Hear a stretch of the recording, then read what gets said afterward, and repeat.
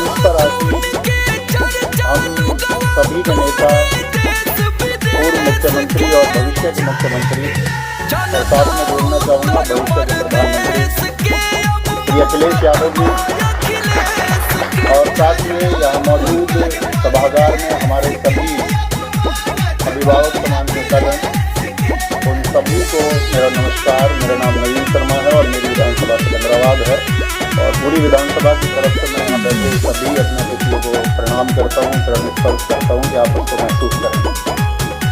दरअसल में देखिए, जब मैं गाँव जा रहा था अपनी विधानसभा में लगभग 200 गाँव हैं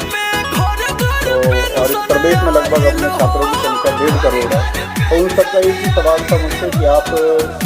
समाजवादी पार्टी में क्यों, आप समाजवादी विचारधारा में क्यों जुड़े। तो उसका एक बहुत थोड़े से समय में उत्तर देना चाहूँगा कि मैं एक शिक्षक हूँ और मैं निर्माण की परिभाषा जानता हूँ, एक विध्वंस की परिभाषा मुझे नहीं आती है। और इस समय की जो प्रदेश में सरकार है वो सिर्फ तोड़ना चाहती है, चाहे वो जातियों के नाम पर तोड़े, चाहे वो बुलडोजर के नाम पर तोड़े। लेकिन हमारे अखिलेश यादव जी ने चाहे एक्सप्रेसवे के नाम पर हो, चाहे डिजिटल एजुकेशन लैपटॉप के नाम पर हो, हमेशा एक जोड़ने का काम किया है। तो एक अध्यापक का घर सिर्फ और सिर्फ समाजवादी पार्टी ही हो सकती है। एक शिक्षित व्यक्ति का घर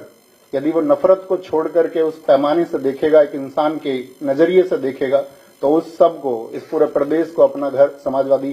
पार्टी दिखाई देगा। और साथ में आप जानते हैं कि इस देश में बहुत लोग मन की बात कार्यक्रम कर रहे हैं, लेकिन हमारे नेताजी आदरणीय अखिलेश जी सिर्फ और सिर्फ जन की बात कर रहे हैं। और उस जन में जो पीडीए को उन्होंने आगे बढ़ाने का संकल्प लिया है और जिस तरह से पीडीए की बातों को आगे बढ़ाया जा रहा है, उसी तरह से वो चीजें बुलंद, हम सब की नैतिक जिम्मेदारी भी है कि जिस वर्ग को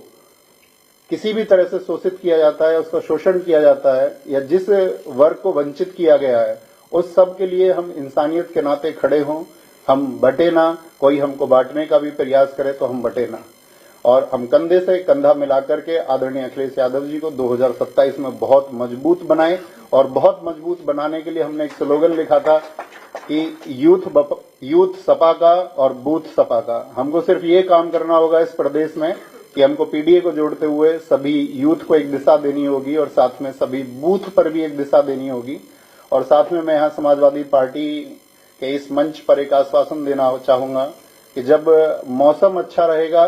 तब भी हम समाजवादी पार्टी के साथ रहेंगे, और कभी आंधियां भी होंगी और हमारे विपरीत स्थितियां भी होंगी, तब भी हम आजीवन समाजवादी पार्टी के साथ रहेंगे। बहुत धन्यवाद और सभी लोगों को मैं आभार व्यक्त करता हूं कि इस मंच पर मुझे बोलने का मौका दिया।